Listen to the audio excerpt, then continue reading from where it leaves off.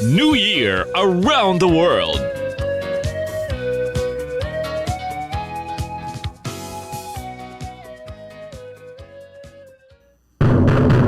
Mga kabombo, nasa linya na natin si Ma'am Miles Briones Beltran, ang Bombo International News Correspondent natin sa bansang Japan. Magandang hapon, Ma'am Miles. Ito po si Bombo Oliver Dacumos. Live tayo napapanood ng papakinggan dito sa ating programang Bombo Reports Afternoon Edition. Bago lahat, Ma'am Miles, magandang hapon at kamusta po kayo dyan po sa pagsalubong natin sa bagong taon dyan po sa bansang Japan. At Happy New Year, Ma'am Miles.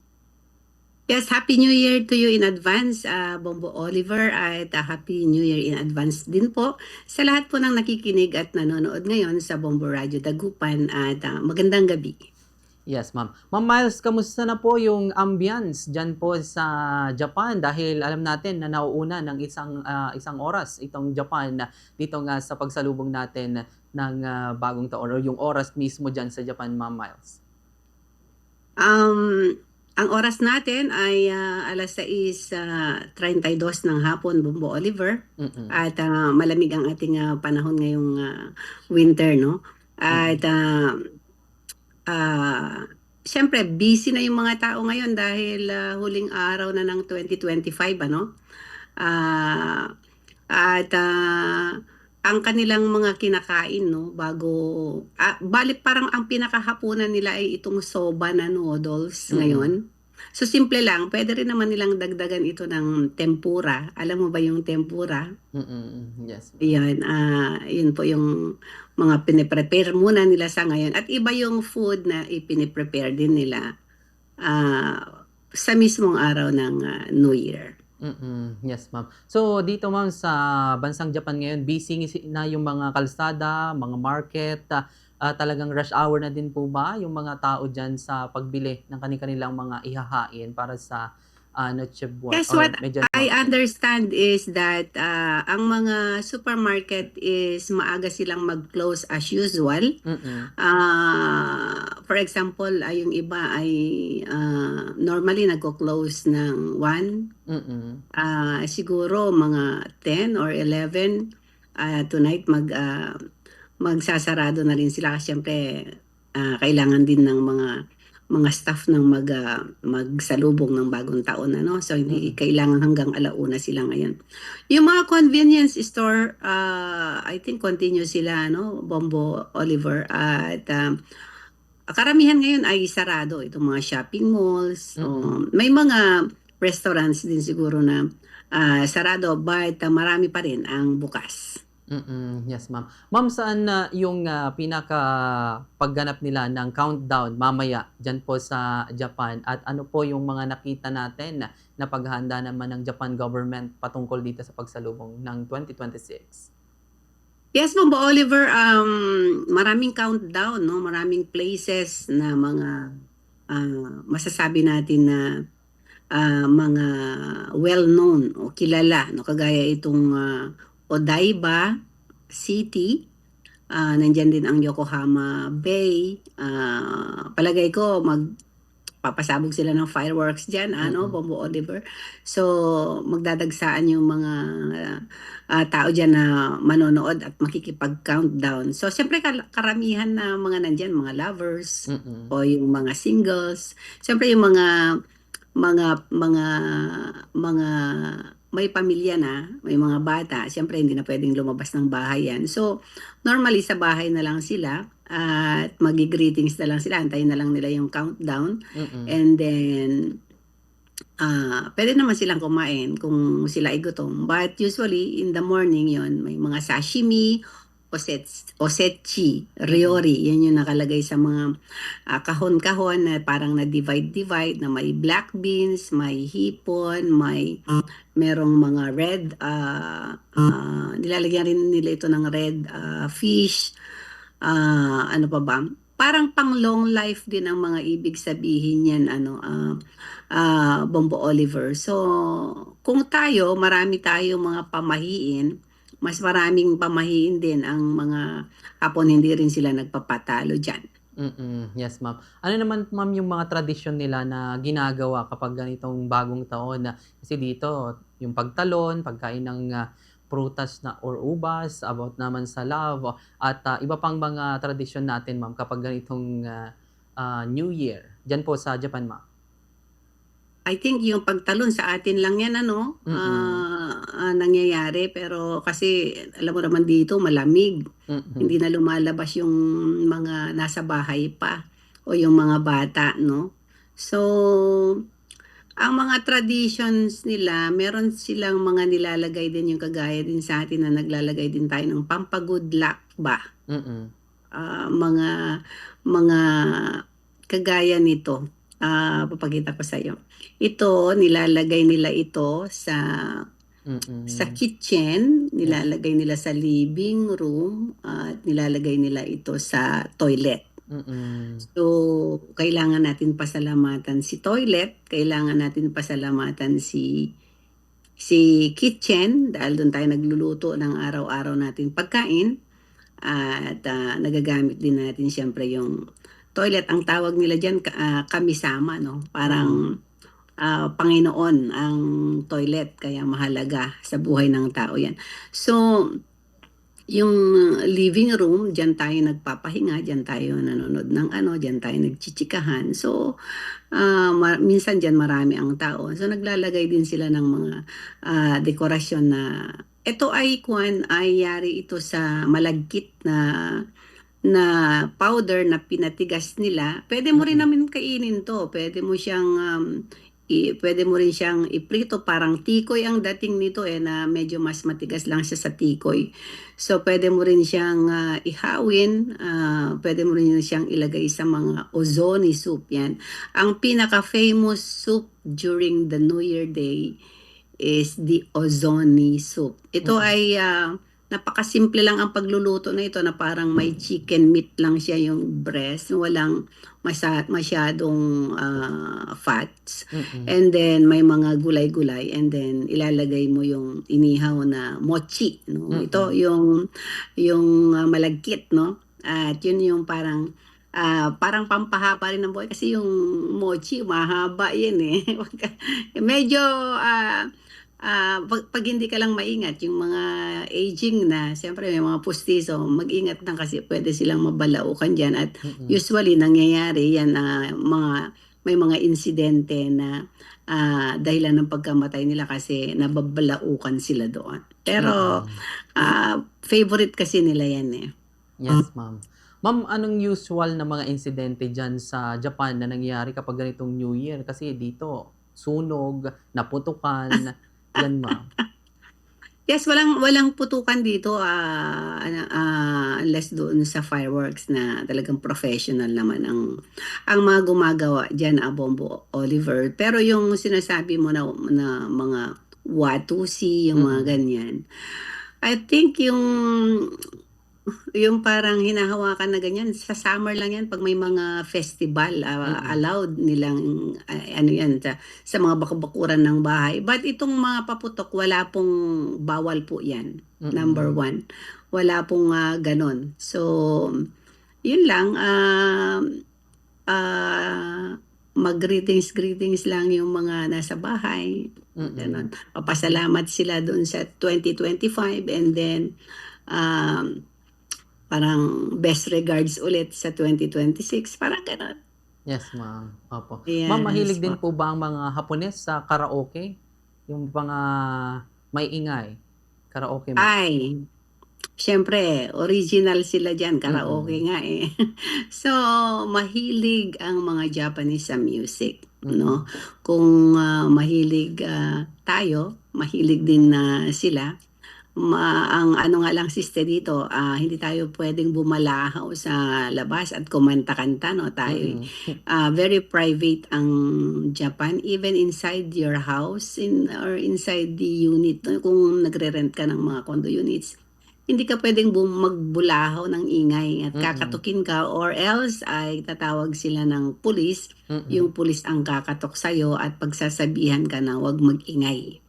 So, bawal po ang maingay. But if you have a big house at meron kang parang ano naman, hindi ka maiingay, feeling mo hindi maiingay yung kapitbahay, pwede naman. So, depende lahat yan sa situation. But here in Tokyo kasi, siyempre, mga bahay dito, malalapit at usually, ang mga tao dito nagre-rent lang din. So, mahirap para sa kanila yung kagaya ng ginagawa natin na pwede tayong magkanta-kanta doon sa labas. Yes, ma'am. Pati turotot, ma'am. Bawal din dyan, ma'am.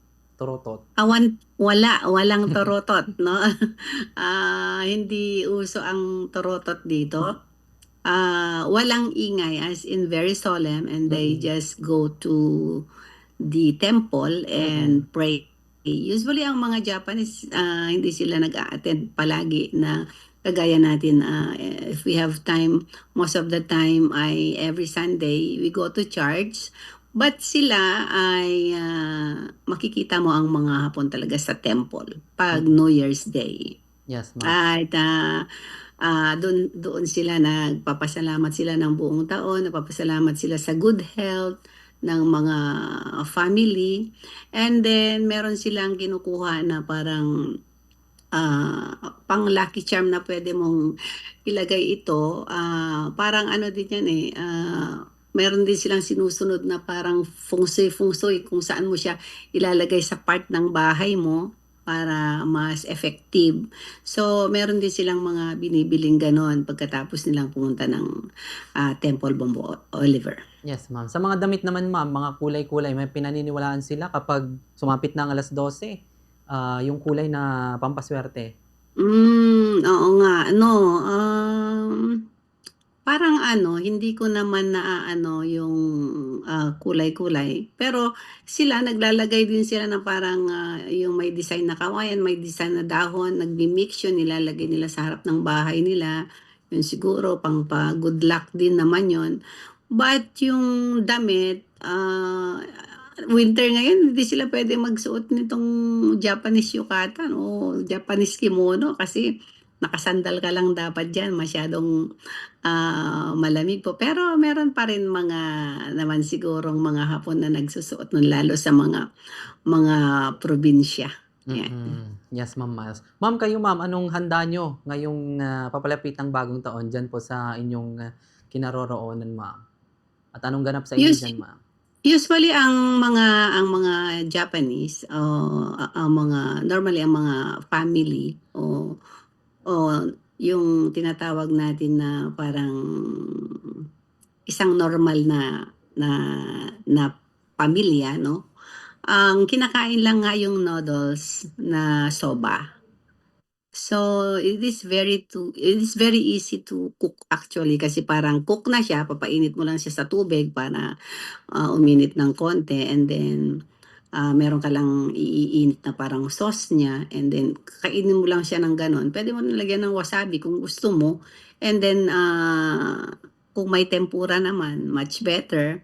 Yun lang yung kasi yun ang tradisyon talaga nila bago pa pumasok ang 2026. So kumbaga sa parang yun na yung pinaka-uniform food ng Hapon ngayon, kumain ng soba. So lahat halos dito sa Japan, kaya mabenta yung Japanese soba before New Year, Bombo Oliver, kasi hindi pwedeng wala ka sa bahay niyan, no?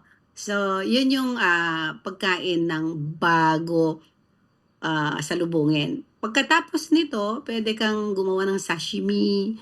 Yun nga yung sabi ko sa yung osetsu ryori na nalagay sa red na kahon na black sa loob niya, na naka-partition na. Tapos iba-iba na yung mga nakalagay diyan, may black, may yellow, may green, may Maganda siyang tingnan actually.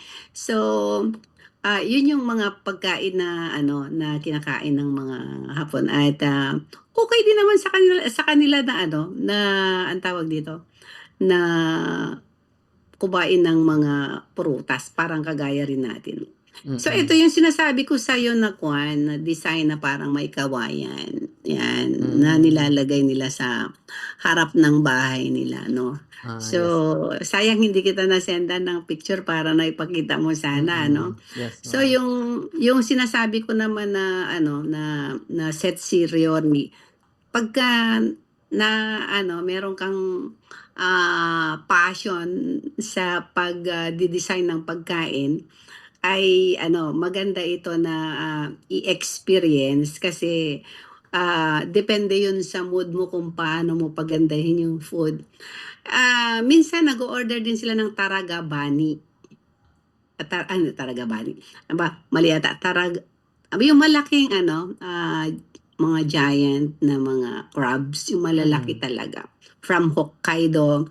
So, ginagawa nila yung parang shabu-shabu, yung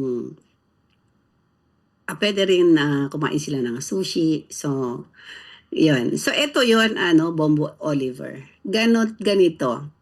Yes, ma'am. So, Parang masarap ito nga. ay naglalas ito hanggang 1 week, no? Hindi ito kaagad napapanis. Mm-mm. So, even before New Year, nakaset na siyang ganyan, ilalagay mo na yan. Patong-patong siyang ganon. Yes, ma'am. So, may layer yan. So, kung may bisita ka, pwede mong ihain yung first layer, then pag may susunod, yung second layer, o sa inyo naman yung iba.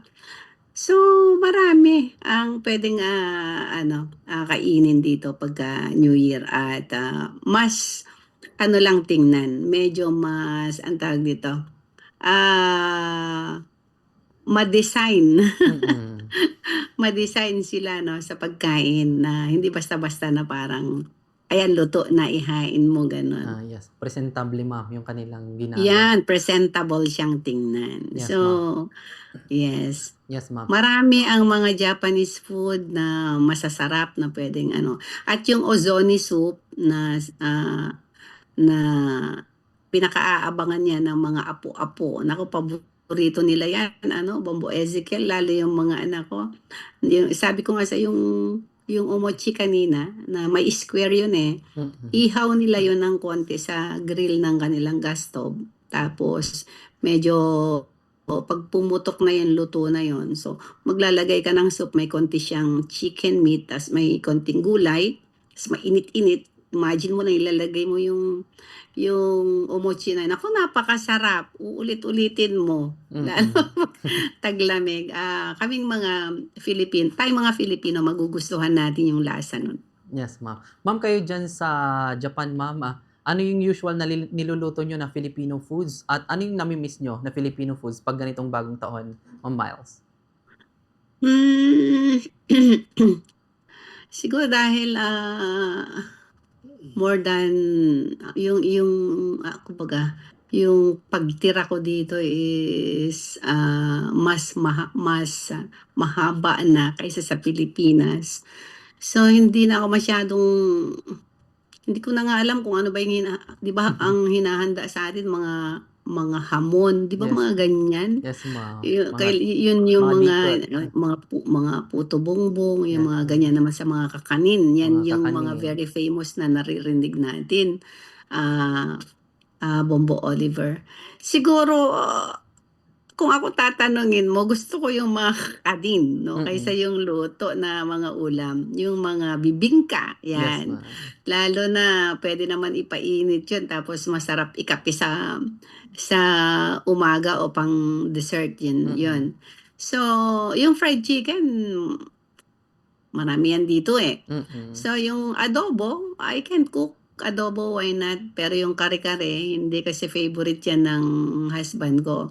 So, ano pa ba? Magaling akong magluto. Actually, may hilig akong magluto. Marunong ako mag-chop suey o kung ano pa man.